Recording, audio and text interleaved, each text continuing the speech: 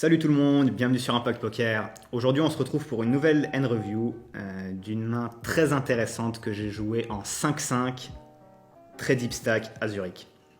Dans ce coup-là, ce que j'appelle un rec fish, c'est un jeu régulier qui va gagner sur les fiches et qui va perdre sur les pros.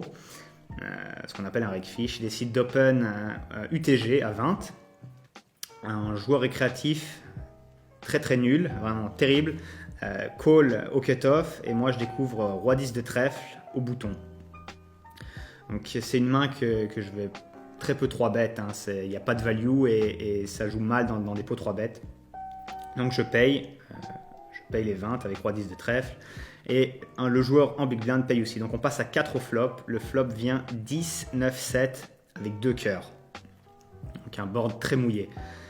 Le joueur en big blind check et le joueur régulier, le rec fish, il c-bet 40.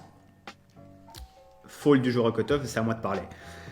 Donc là, je veux vous parler d'un concept assez intéressant qui s'appelle on va exploiter ce joueur. Pourquoi on va l'exploiter? Parce que quand il c-bet ce board avec une range UTG qui est censée être très tight, il est très facile à exploiter. La plupart du temps, il va se retrouver avec des overpairs du type les valets, les dames, les rois et les as et parfois les 10, mais comme on a un 10, c'est-à-dire qu'on bloque les brelan de 10, il ne reste plus qu'une seule combinaison de brelan de 10, à savoir 10 de pique, 10 de carreau.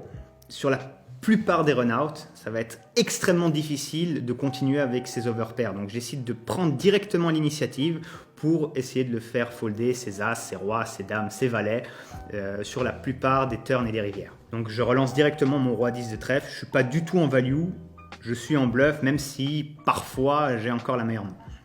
Donc je relance à 175, fold du joueur en big blind et il call assez rapidement. Quel est le plan? À ce moment-là, le plan, ça va être de barrel toutes les briques, comme on le ferait avec nos brelans, tous les cœurs, comme on le ferait avec nos bluffs, et tous les valets, tous les 6, étant donné qu'on a beaucoup de 8x dans notre range. Donc ça veut dire qu'on joue en gros 75% du paquet. Là, on ne joue pas nos cartes, on joue notre éventail de main dans sa globalité. Donc il paye les 175 et on passe sur la turn qui est un offsuit 2, donc une brique totale, la plus grosse brique du paquet. Il check et je décide de pot size bet directement. J'envoie 450, il réfléchit un peu et il paye de nouveau.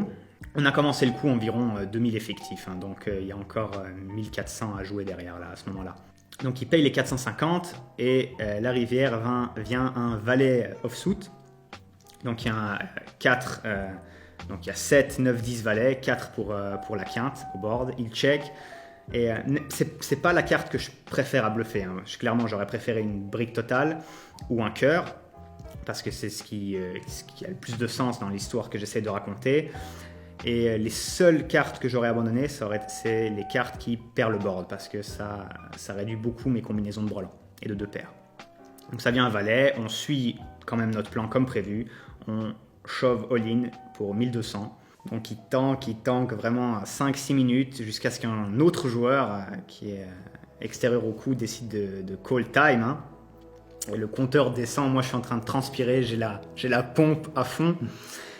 Et il décide de folder face-up sa paire d'as, donc magnifique, c'est le résultat escompté, c'est ce qu'il aura la plupart du temps, 2 rois, 2 dames, 2 as.